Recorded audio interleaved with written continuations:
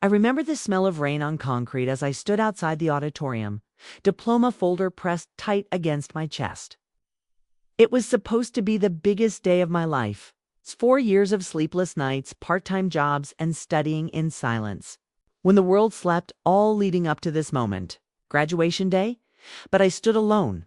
All around me, students in navy blue gowns were crying, laughing, hugging their parents. Confetti flew like hope in the wind. Balloons with you did it. Bobbed up and down in proud hands. Phones clicked. Flashbulbs flared. Mothers wept into tissue. Fathers posed beside their children like they were kings. I searched for them, my parents. Just one familiar face. Maybe my sister, even if she came rolling her eyes and checking her phone. But no one came. I checked. My phone again.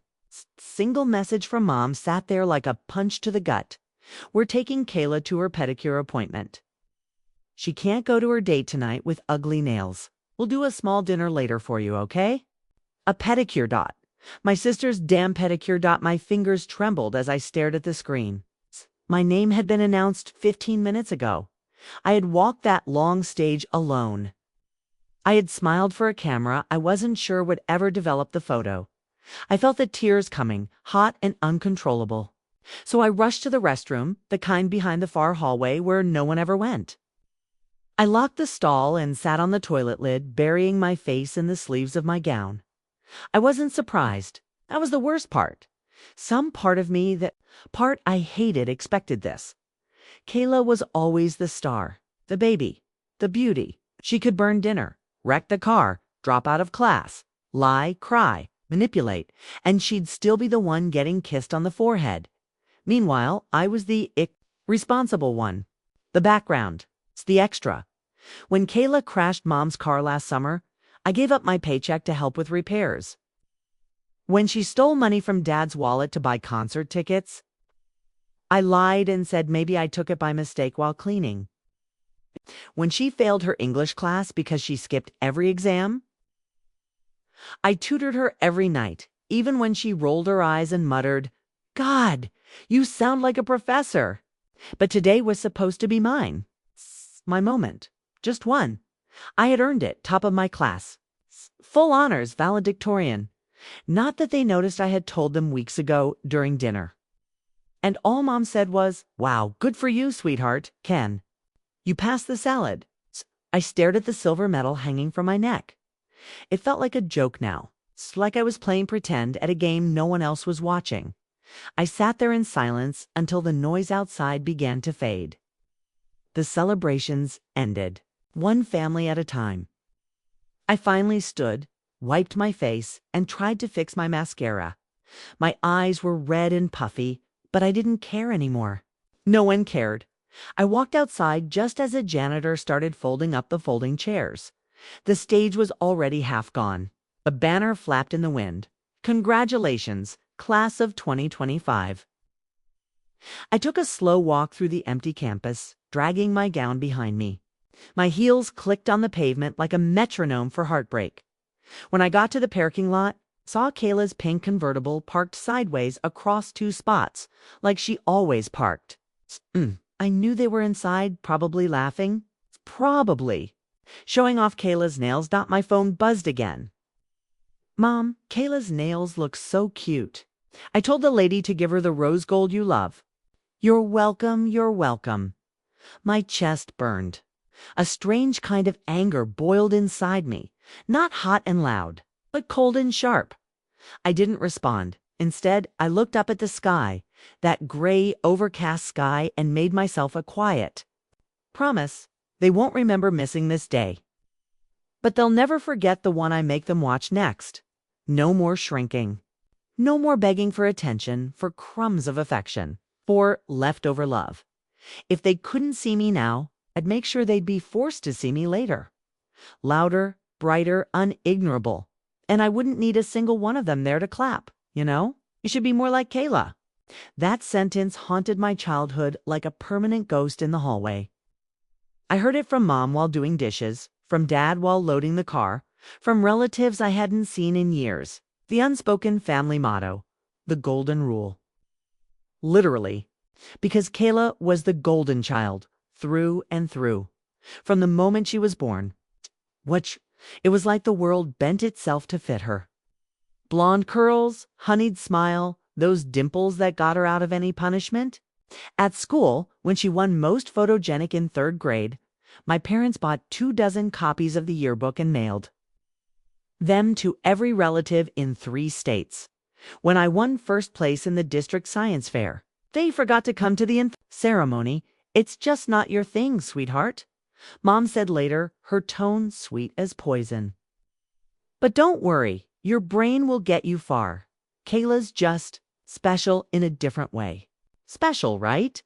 Kayla could waltz in late to dinner, phone in hand, post selfies in the middle of family events. And everyone would just smile and ask, "How many likes did you get, darling?" I so much as rolled my eyes. I got lectures about attitude and gratefulness. It didn't help that Kayla was loud, glamorous, and completely uninterested in anything that didn't involve her. Meanwhile, I was quiet, a reader, a planner.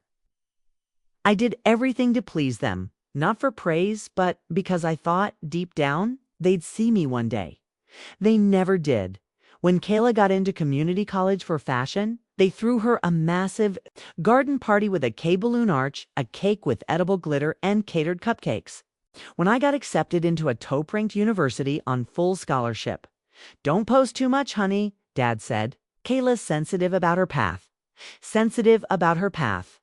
I had worked my fingers raw, submitted 100 applications, written essays till dawn, and somehow I was still the problem for making Kayla feel like she wasn't enough. She wasn't jealous of me. She wasn't even aware of me. And honestly, maybe that hurt more. The day I left for college, they dropped me at the bus station instead of driving me to campus. Kayla had a dentist appointment, and they said it'd be too much driving. "I'm proud of you," Mom had said. Handing me a half-eaten granola bar and a half-hearted hug, I sat on the bus, alone with my backpack and suitcase, watching them drive away in that SUV full of Kayla's playlists and empty promises. But I held it all in. Every birthday, they forgot. Every time they praised Kayla's new brand deals and never asked how my internship at the hospital was going. Every time I posted an academic award and got one like from my roommate. While Kayla's post about a new lip gloss launch got 8,000 views and a reshare from Mom, I held it in because I believed it would all be worth it. That the day I graduated, with my honors, sash, and medal. They would finally see me, but they didn't.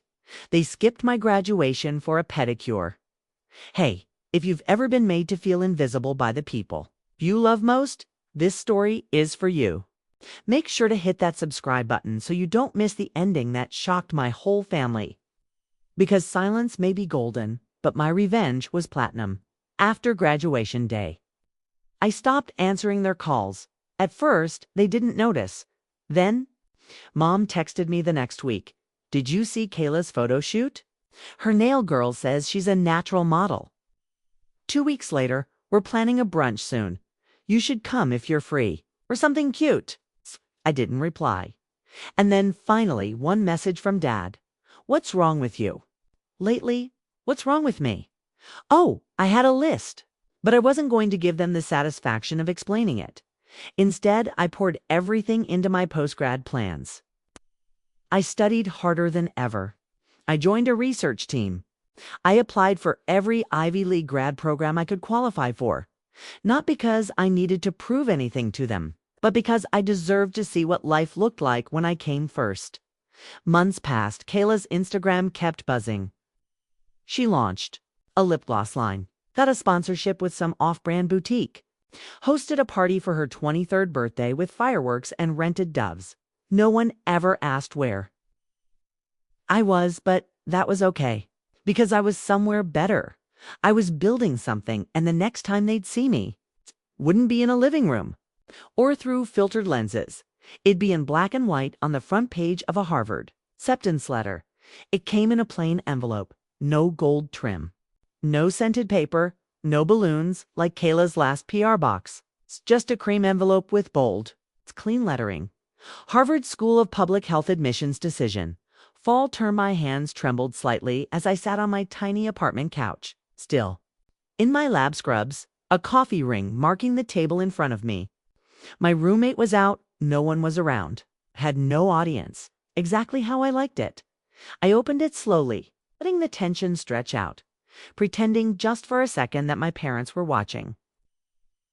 That Kayla had paused her latest makeup tutorial. That the world had stopped spinning long enough to finally see me. And then I read the words I had dreamed of for so long. "We are pleased to offer you admission." I didn't cry. I didn't scream. I just closed the letter, took a deep breath, and smiled.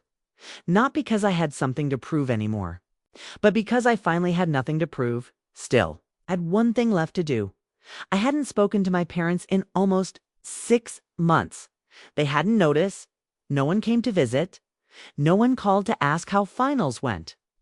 Mom posted on Facebook about Kayla's growing brand and tagged me only once in a comment under a picture of her manicure. "Don't these nails remind you of those science things you like, honey?" LOL. I didn't reply, not even with a like. But the day after I got my Harvard letter, I posted one thing, just one. A single photo. Me in a Harvard sweatshirt, holding the offer letter, standing in front of the Boston skyline. No caption. No emojis. No HAS, HTAGS, just the photo. It took 27 minutes.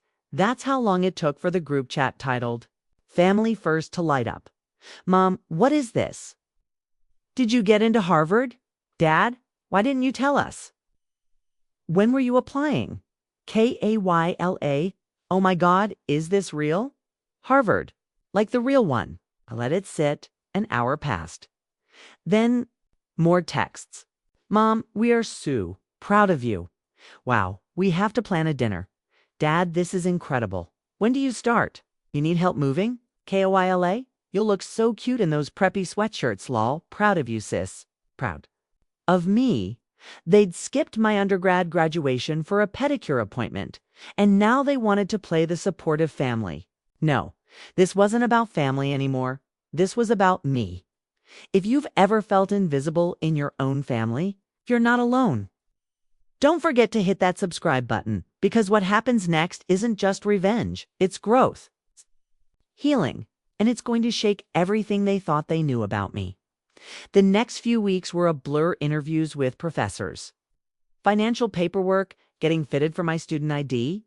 It was the busiest I had ever been, and somehow the most peaceful too. For once, my life didn't revolve around waiting for someone to notice me. But then, one Saturday, there was a knock at my apartment door. It was my parents, unannounced. I opened it, shocked, still in sweatpants, my hair tied up. A stack of research papers on my kitchen table. "Hi, sweetheart," Mom said, her tone sugary sweet. She had a gift bag in her hand. "We thought we'd surprise you." Behind her, Dad was holding a Starbucks tray with my old favorite caramel macchiato with almond milk. "Figured you could use a break from saving the world," he joked. I let them in. They sat awkwardly on the couch, complimenting the space, asking about my classes, smiling too hard. Kayla wasn't with them, thankfully. Probably off getting a facial or hosting another branding brunch. I served tea. They gave me a card that said "To our brilliant star," and inside was a generic congratulations message, clearly written in 2 different handwritings. At the bottom, in Dad's chicken scratch, "We always knew you'd know. Go far." That line made my throat tighten because they hadn't. They never knew. They never cared enough to ask. And now that I had achieved something they could brag about, suddenly I was their brilliant star. I smiled politely.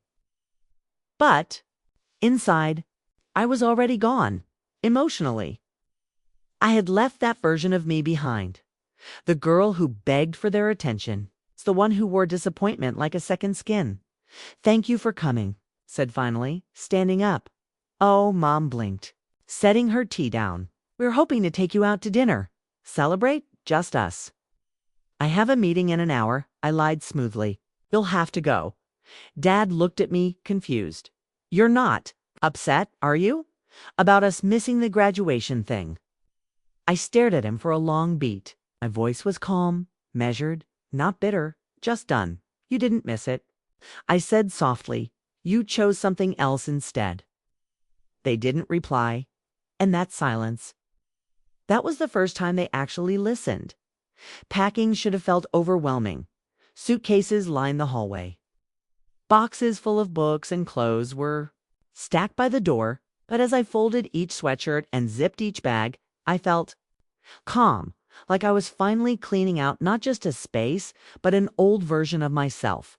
The girl who stayed silent when they forgot her birthday. The girl who clapped at Kayla's every milestone, but got a shrug when she won science fairs. The girl who begged them to come to her graduation. I was leaving her behind. I was going to Harvard, and I was doing it without them. Still, I had one thing left to do. A goodbye letter, not for closure. I didn't need their permission to grow anymore, but for clarity. So they'd know why the door would be closed, why I wouldn't be visiting for Thanksgiving, why I wouldn't be calling when I landed. If you've ever outgrown a place, a relationship, or even a version of yourself, you know that leaving isn't just walking away. It's finally choosing yourself. Subscribe for more powerful, emotional stories that reflect your silent strength. I sat at my tiny kitchen table with a cup of tea, the fan humming above me, and opened my laptop. I didn't plan the words. I just let them come. Dear Mom and Dad, you always said family comes first. But I've learned that first meant Kayla. I used to think I just wasn't enough, not smart enough, not pretty enough, not loud enough to matter. But now I know. It wasn't that I wasn't enough. It's that you weren't looking. I begged you to come to my graduation. I was the first in our family to finish college, but you had a salon appointment for Kayla. I told myself it was fine, that maybe I was too sensitive. The pedicures were important too. But I cried myself to sleep that night. When I got into Harvard, I didn't tell you, not because I didn't want to share it, but because I had learned good news meant nothing if it didn't fit into Kayla's timeline. If you only cared after the photo went viral, after the neighbors called you Harvard's parents. Suddenly, I was interesting. Suddenly, you remembered I existed. I don't blame you anymore, but I won't chase you either. I'm moving to Boston next week. Don't call, don't visit. I'm not punishing you. I'm freeing myself. I hope one day you look at Kayla's next pedicure and remember the daughter who left with a Harvard letter and a full heart. But without a family behind her, goodbye. Alana hit print, folded the letter neatly, and tucked it inside the family photo frame that sat on the bookshelf. It's the one where I'd been awkwardly cropped out. They'd find it eventually. A week later, I stood in front of my new dorm building. Fall leaves danced around my boots. Boston air smelled crisp and unfamiliar. The street buzzed with ambition and caffeine. This was a place that didn't know who I used to be, a clean slate, a fresh breath. Harvard wasn't just a school, it was the version of myself I'd always known existed but never got to be. I walked into my dorm and unpacked quietly. No visitors, no selfies, no fake smiles. Just me and the future I had built. The first week at Harvard was humbling. Everyone around me seemed to already know what they were doing. They talked fast, walked faster, and wore ambition like a designer coat. Professors spoke like philosophers. My classmates raised their hands with confidence I could only pretend to have. I felt like an imposter, a girl who had to fight to be seen in her own home now, pretending she belonged at the most prestigious university in the world. The lecture halls were massive. The reading assignments, endless. I kept nodding in seminars even when I didn't understand the references. While others exchanged research ideas over coffee, I sat alone, clutching my notes like a lifeline. And every night I asked myself one question. What if they were right about me? What if I really was just the quiet one? The forgotten one, the one not worth showing up for? What if getting into Harvard had been a fluke? One morning I arrived early to class, not because I was eager, but because I hadn't slept. I sat alone in the corner of the lecture room, eyes heavy, notebook open but blank. That's when Professor Janine, flawless, walked in. She wasn't like the others. She didn't stride in with ego or attitude. She wore a navy scarf, glasses perched on her head, and had the kind of calm presence that made the room feel warmer. She looked directly at me and smiled. "Good morning." I nodded. "Morning, Professor. You're Elena, right?" She, S-K-E-D. I blinked. "Yes, ma'am." She tilted her head.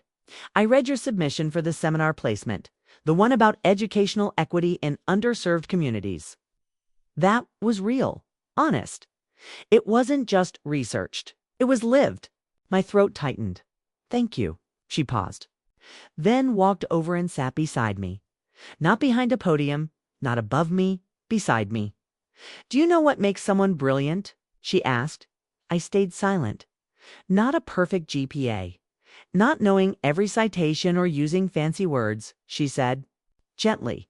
"Brilliance is when you can take pain, truth, and perspective and turn it into something that can move people. Do you, Alina, have that?" I didn't realize I was holding my breath until I let it out. No one had ever said something like that to me before. Not my teachers, not my parents, not even myself. If you've ever felt unseen, underestimated, or doubted, remember this. Sometimes it just takes one voice to remind you who you are. Subscribe now for more emotional healing and powerful stories like this one. After that day, I showed up to class differently. Not louder, not flashier, but steadier. Professor Wallace would occasionally leave notes on my essays. This section punched me in the gut, in the best way. You're not just writing, you're witnessing. Keep using your voice. It matters. And slowly, I began to believe her. One night, she emailed me an invitation to speak on a student panel about first-generation experiences at elite universities. I stared at the screen for 20 minutes. Then I hit reply. Yes, I'd be honored.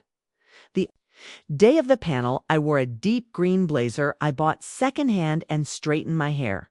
My hands trembled as I adjusted the mic in front of the audience.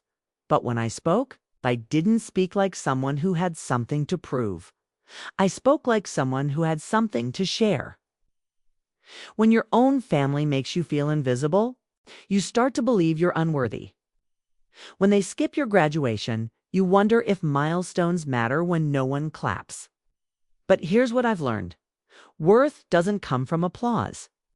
It comes from surviving silence and no greeting. No, how are you?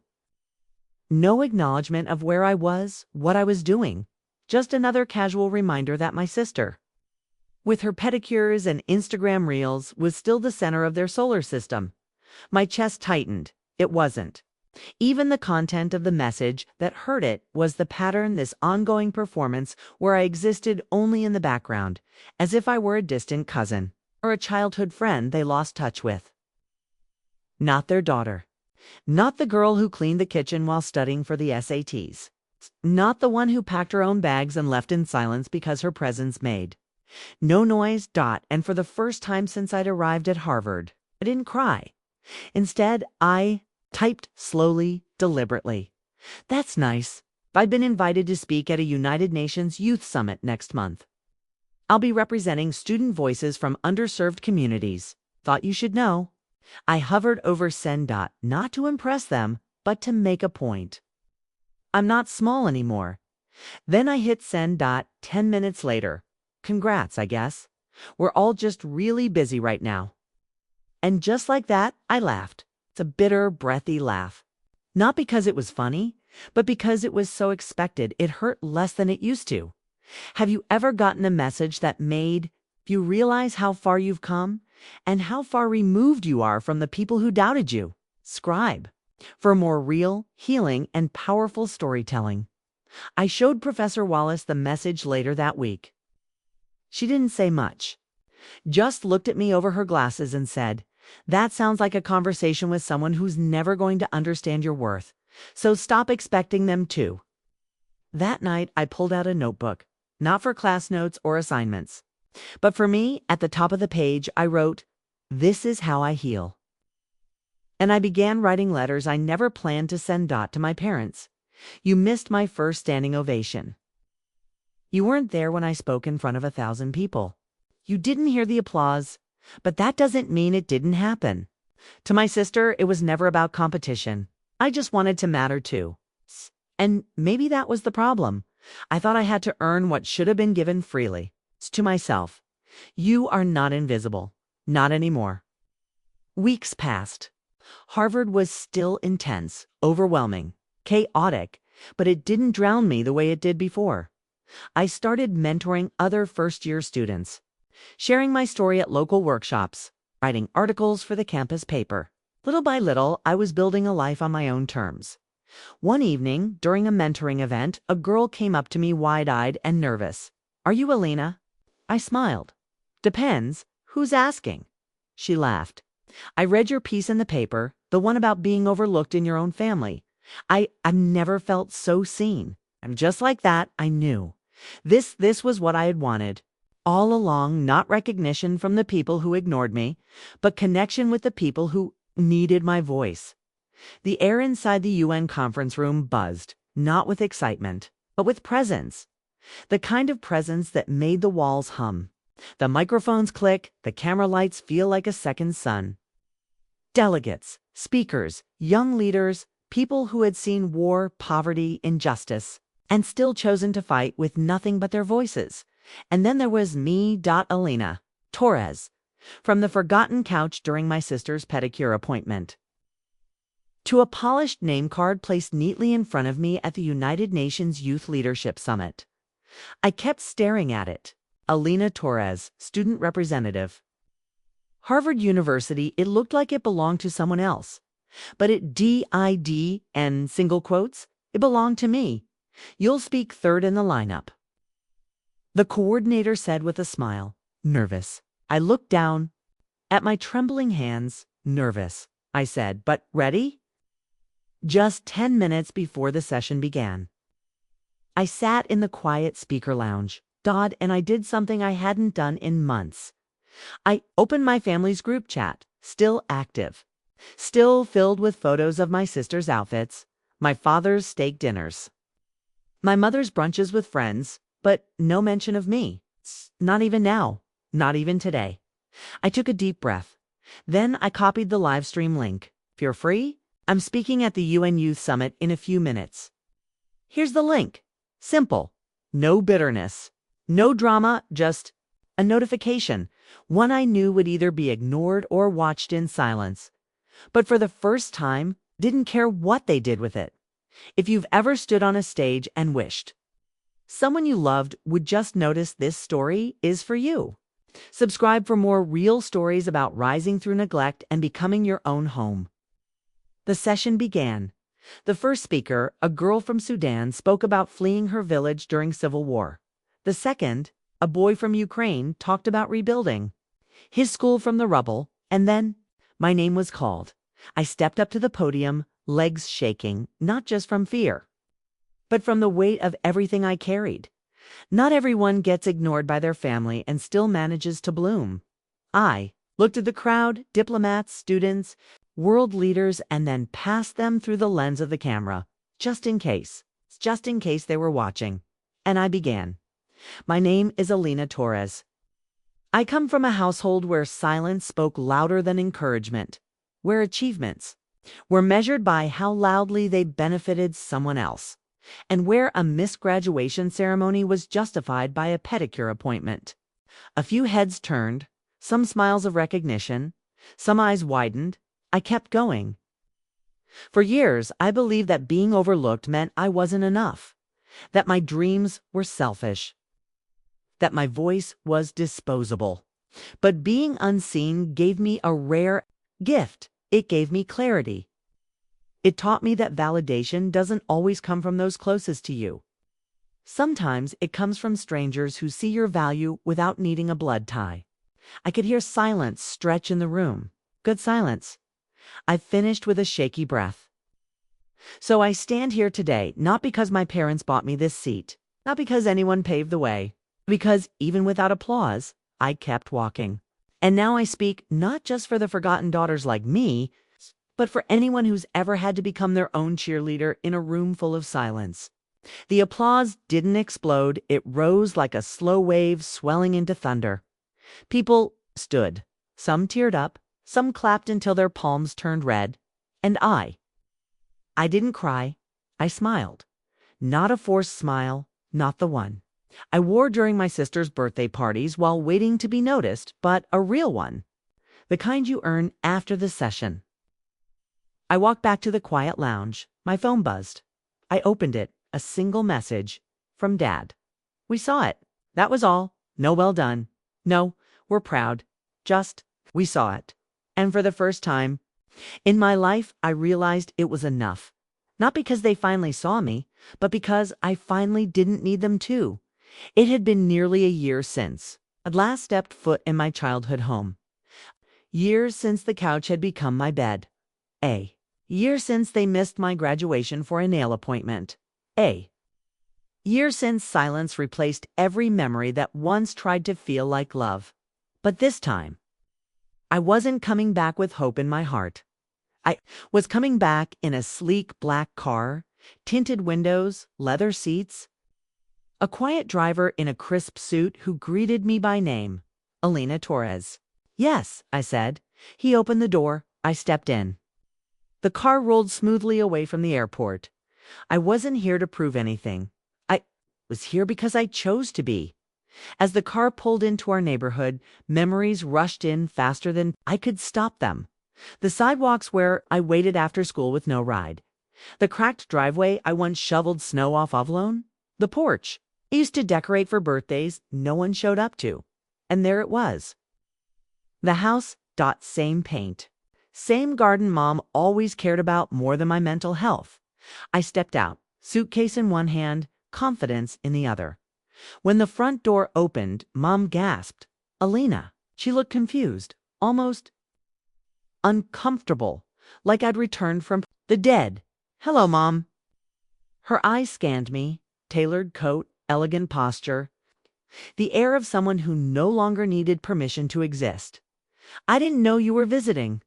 That was the point, I replied with a soft smile. Inside, nothing had changed. Same furniture, same picture frames, none of me. Of course, my sister's engagement photo had a place of honor on the mantel. Your early Mom muttered, nervously straightening a cushion. Your sister's brunch starts in an hour. There it was, even now. Even now. I was background noise. I sat down, crossing my legs. I won't stay long. I just wanted to drop something off. She tilted her head. What is it? I pulled out a crisp manila envelope from my bag and set it gently on the coffee table. Inside, copies of my Harvard acceptance letter, my UN speech transcript, and a check, a large one. I'm paying off the mortgage, I said calmly. She blinked. You're what? Dad refinanced last year? I know. I did my research. The balance is exactly what I'm covering. Her face paled. I stood slowly. So next time someone asks where your daughter is, you won't have to look.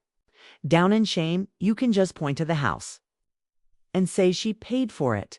If you've ever walked into the room that once broke you, not with revenge, but with grace and power, this story is for you. Subscribe for more emotional stories of quiet triumphs. She didn't cry. She didn't hug me. She didn't say thank you. She just sat there, stunned, 'cause for the first time she couldn't ignore me. I'm heading out, I said, glancing at the clock. Enjoy the brunch. Alina, wait, she called as I reached the door. I turned. You never came. Home for Christmas, she said quietly. I looked at her, and you never came to my graduation. Silence. Then I left. The car drove me straight to the airport. I had a red-eye back to Boston. Harvard was waiting. My next paper was due. A scholarship interview was scheduled. My life, the one I built without them, was moving. And this time, I wasn't dragging my past behind me. I posted a photo that night, a candid shot from the UN speech. Me, mid-sentence. Eyes lit with purpose. Caption, to the girl who once sat on the couch while everyone left for brunch, you made it. Thousands of likes, hundreds of comments, Dozens of messages from strangers who felt what I felt, but the most unexpected. A text from my sister. I watched your speech. I cried. I stared at it. For the first time, there was no jealousy, no bitterness, just truth. I replied, it's never too late to see someone properly. I hope you keep watching. 2 months later, a white envelope arrived at my Boston apartment. It was elegant, gold-trimmed, handwritten, no stamps, no printed return address. Just my name in calligraphy. Alina Torres. Inside was a wedding invitation. My sister's. But something else was tucked within. A smaller note, handwritten. Alina, I would be honored if you gave a speech at the reception. Your story deserves to be heard. Sophie, I stared at it for a long time, not in anger, not in disbelief, but in awe, because this was the very first time Sophie ever acknowledged my story publicly. I didn't respond immediately. I let it sit on my bookshelf for a week. I reread the speech I gave at the UN. I replayed the voicemail I got from my old professor. Harvard is lucky to have you, Alina. You're a force. I called my therapist, then I called the bridal planner. Tell Sophie I'll be there, I said, and I'll speak. The wedding was at a vineyard just outside of town. Chandeliers strung between trees, candles floating in glass bowls. Violinists tuning quietly as guests arrived. Sophie looked breathtaking in her gown. And genuinely happy. As I approached the reception area, she turned to me. For a moment, I thought she might look away, or fake a smile. But she didn't. She hugged me. No cameras, no audience, just her arms around her older sister. You didn't have to say yes, she whispered. I smiled. I didn't do it for you. She laughed. That sounds like you.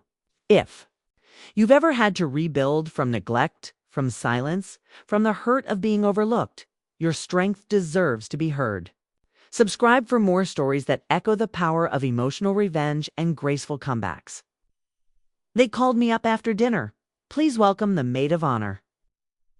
And a woman who redefines resilience, Alina Torres. Applause, cameras, but I wasn't speaking for the crowd. I was speaking to the girl I used to be. I cleared my throat when I was 17. I began. I got a full scholarship to Columbia. No one at this table celebrated it. When I graduated valedictorian, they missed the ceremony for a pedicure appointment. The crowd shifted. But I'm not here to shame. I'm here to tell the truth. 'Cause truth, no matter how uncomfortable, frees you.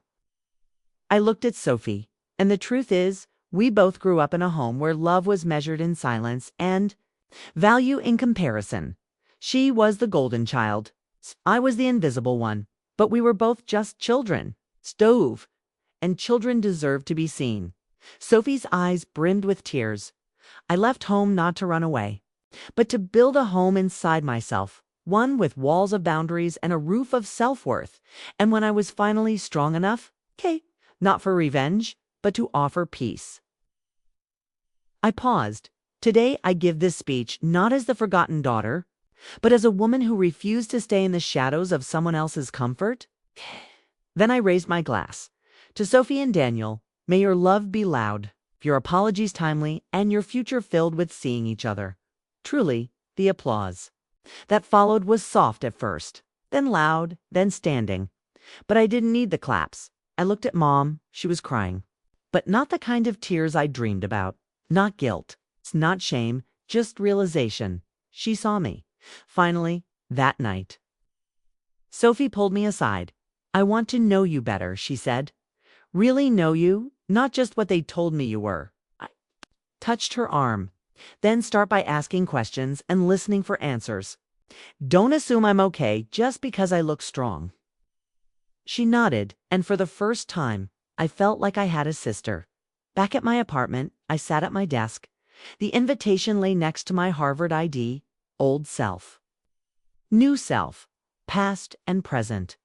I opened my laptop and began typing. They said I wasn't worth noticing, so I became impossible to ignore. And just like that, the first chapter of my book was born.